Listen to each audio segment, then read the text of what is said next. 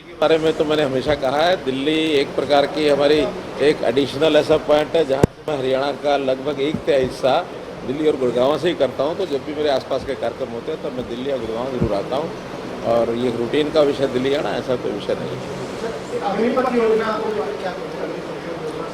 बहुत अच्छा आपने प्रश्न किया है, क्योंकि कल ही इस योजना को लॉन्च किया गया है। मैं सबसे पहले तो प्रधानमंत्री जी और अपने डिफेंस मिनिस्टर मोदी जी और राजनाथ सिंह जी दोनों का बहुत आभार प्रकट करता हूँ, धन्यवाद करता हूँ कि उन्होंने इस प्रकार की एक ऐसी योजना बनाई, अग्निपथ योजना जिसका नाम रखा है।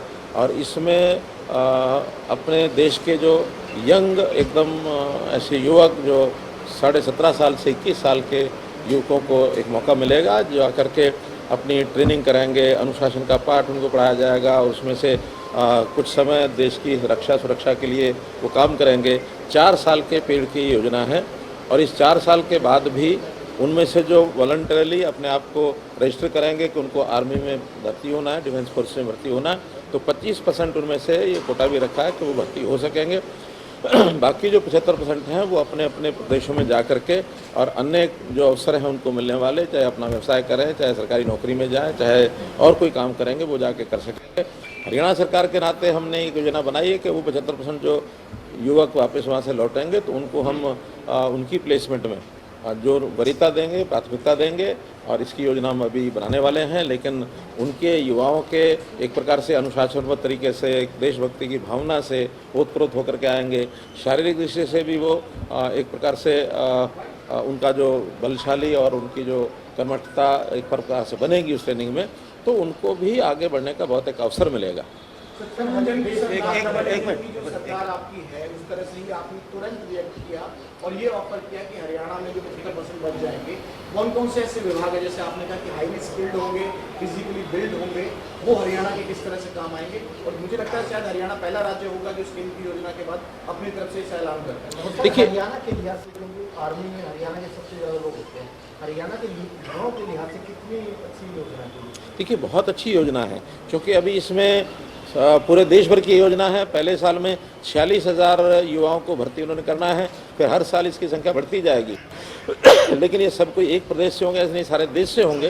पहले भी आर्मी में कोटा होता है और उसके हिसाब से ही आर्मी में नौजवान जाते हैं।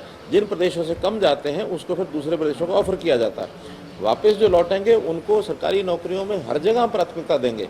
आखिर तो एक ट्रेंड युवक सामान्य युवक से कहीं ना कहीं बेहतर होगा, तो जितनी नौकरियां हैं उनके लिए उनको प्राथमिकता दी जाएगी। जैसे हमने बहुत सी पहले भी योजना बना रखी है, जिसमें किसी के घर में नौकरी नहीं है उनको हम 5 अंक अलग देते हैं।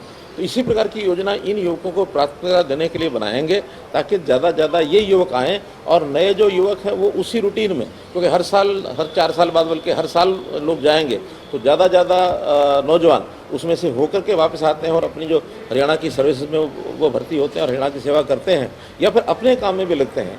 आखिर नागरिक का एक मूलभूत गुण होता है कि उसमें अनुशासन आना चाहिए, उसका जो शरीर की कर्मठता बननी चाहिए, उसके अंदर एक देशभक्ति के गुण आने चाहिए। आर्मी की ट्रेनिंग में निश्चित रूप से ये सब चीज़ें होती हैं, तो इसलिए एक बहुत अच्छा एक प्रोग्राम है और एक नया एक अनूठी स्कीम है, तो इसलिए इसका मैं बहुत ही सराहना करता हूँ। हाँ, उनको 4 साल में वहाँ जो उनको रेम्युनरेशन दिए जाएंगे वो भी पहले साल का लगभग 4,76,000 रुपया है, बढ़ते बढ़ते चौथे साल में वो 6,96,000 रुपया होगा और 4 साल के बाद उनको एक सेवा निधि ये दे करके वापस भेजा जाएगा, ताकि अपने काम में उसका भी उपयोग करें। अन्य सुविधाएं भी, जैसे उसमें बीमा है, जैसे भत्ते हैं, अन्य चीज़ें हैं जो उनके नॉर्म्स बनेंगे उस नाते से उनको वो भी मिलेंगे। क्या हुआ? बिटिया ने फर्स्ट टाइम। मैं समझता हूँ कि जितना बढ़िया रिजल्ट आया है और जो हमारे शिक्षा व्यवस्था पर उंगलियां उठाने वाले लोग हैं उनको सबको उसका जो जवाब मिल गया है। जिस गांव की उन्होंने आलोचना की, मैं इसलिए याद कर रहा हूँ कि मेरा अपना गांव निदाना गांव, जिसके बारे में वो कह रहे थे कि वहाँ तो शिक्षा ये नहीं है वो नहीं है, फर्स्ट 3 जो प्लेसेस हैं उसमें से 2 बच्चियाँ वो निदाना की। सर, सरकारी नौकरियों के संदर्भ में एक सवाल ये कि केंद्र सरकार ने कहा है, प्रधानमंत्री ने, कि 10 लाख नौकरियां जो हैं आने वाले 1 साल में वो देते नजर आएंगे। निश्चित रूप से, क्योंकि बहुत सी जगह खाली है, चाहे रेलवे है, चाहे बाकी सरकारी नौकरियां हैं, वहाँ पर वो देंगे। और हम अपने प्रदेश में भी इन सब नौकरियों के नाते, जैसे अभी अगर हम पिछले 5 साल 7 साल में भी करें तो 1 लाख से ऊपर नौकरियाँ हमने सरकारी दी हैं। इंडस्ट्री के बहुत बड़े अवसर मिले हैं, उसके अंदर भी 5 लाख लोगों को पिछले 7 साल में काम मिला है। ये एक लगातार चलने वाला यानी काम है, प्रवाह है। शिक्षा के बाद स्किलिंग के बाद अन्य ट्रेनिंग, इसमें से युवा को सक्षम बना करके और नौकरियों के रास्ते सब बनेंगे। केंद्र भी करेगा अपनी तरीके से, केंद्र सरकार करेगी, हम हरियाणा सरकार के नाते भी इन सब विधाओं में जिस प्रकार का काम कोई व्यक्ति कर सकता है, बल्कि हम तो जिनके परिवारों में आय बहुत कम है और एक व्यक्ति कोई काम करने वाला है, हमारे जो रोजगार मेले एक एक व्यक्ति को बुला करके घर से उस प्रकार का काम कर रहे हैं। पिछले 2 जो हमारे चक्र चले हैं मुख्यमंत्री अंत्योदय परिवार उत्थान योजना में 40,000 युवकों को हमने जो है उस योग्य पाया है और उनकी जो योजनाएं उनको सैंक्शन कर दिया। बैंक के लोन्स, सरकार की ओर से जो भी कोई उनको सब्सिडी दी जा सकती है, जो उनको ग्रांट दी जा सकती है, ताकि वो अपने काम करके अपने पैरों पर खड़े हों। रोजगार के अवसर और नौकरियां ये दोनों साथ साथ चलेंगे। पिछली बार पूरा डेलीगेशन मिला था दिल्ली बीजेपी का, वहाँ से आम आदमी पार्टी की जो दिल्ली में सरकार है लगातार कहती है, एक बयान भी है, मानवता के आधार पर पानी दे दीजिए, दिल्ली डेलीगेशन भी मिला था, क्या सोल्यूशन है उसका? देखिए पहली बात तो है कि उन्होंने भी अब थोड़ा सा जो बात को टर्न दिया है कि हमारा जो हिस्सा है वो तो हमको मिल रहा है, लेकिन मानवता के नाते और पानी दे दीजिए। पहली तो मेरी उनको सलाह है कि जो उनको पानी मिलता है वो उसका मिसयूज जो होता है उसको ठीक करें, उसकी मैनेजमेंट को ठीक करें, ताकि दिल्ली में जो पानी वेस्ट होता है वेस्ट ना हो। ट्रीटमेंट के प्रोजेक्ट लगाएं ताकि दोबारा से रीयूज पानी का हो, तो जो पानी उनका शेयर है उसका वो ठीक से कर सकें। फिर भी हमने उनको आश्वासन दिया है, हमारी भारतीय जनता पार्टी की टीम भी मिली थी कि हम जितना पानी स्पेयर कर सकेंगे, कुछ दिन की बात है, 8-10 दिन की, जब तक वर्षा नहीं होती, इन 8-10 दिनों के लिए जितना हम स्पेयर कर पाएंगे। पहले भी उनको हमने कुछ पानी अतिरिक्त दिया है, जो पानी हिस्से का बनता है। उस दिन जिस दिन उसकी बात हुई थी उनको थोड़ा पानी हमने उपलब्ध कराया भी था।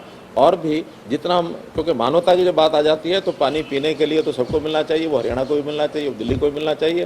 पीने के पानी की प्राथमिकता ये सब जगह होती है। तो हम उनकी जो उन्होंने अपील की है, तो हम उस नाते से अपने पार्टी के लोग भी आए थे, वो भी आए थे, बल्कि उनके जो लेफ्टिनेंट गवर्नर हैं दिल्ली के, उन्होंने भी मुझे फ़ोन किया था। तो हमने कहा कि ठीक है, जितना स्पेयर होगा जरूर करके हम देंगे। ਜੇਕਰ ਪੰਜਾਬ ਪਾਣੀ ਦਵੇ ਸਾਰਾ ਜਿਹੜਾ SYL ਦਾ ਬਣਦਾ ਹੈ, ਤੇ ਤੁਹਾਨੂੰ ਲੱਗਦਾ ਹੈ ਕਿ ਹਰਿਆਣੇ ਦੇ ਨਾਲ ਨਾਲ ਦਿੱਲੀ ਦੀ ਸਮੱਸਿਆ ਦਾ ਵੀ ਹੱਲ ਕਰ ਸਕਦਾ ਹੈ? इसीलिए मेरा सवाल है कि अरविंद केजरीवाल खुद पंजाब गए हुए हैं, आपको मंत्रा दिखा रहे हैं, आपको केजरीवाल साहब को और मान साहब से बात करनी चाहिए। मैंने उनको कहा है, केजरीवाल साहब ने मैं क्या है कि 2 इशूज़ ने उठे, एक SYL है, दूसरा हांसी बुटाना नहर है।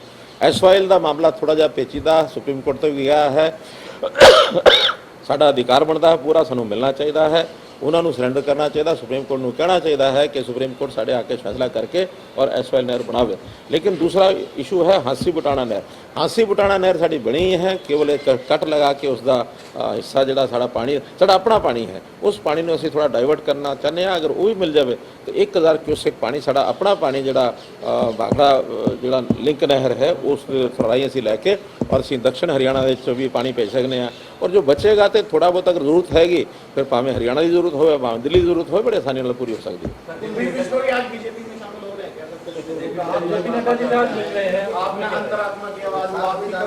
देखिए, कुलदीप बिश्नोई के बारे में तो वो जाने, वो क्या कर रहे हैं, क्या कहते हैं।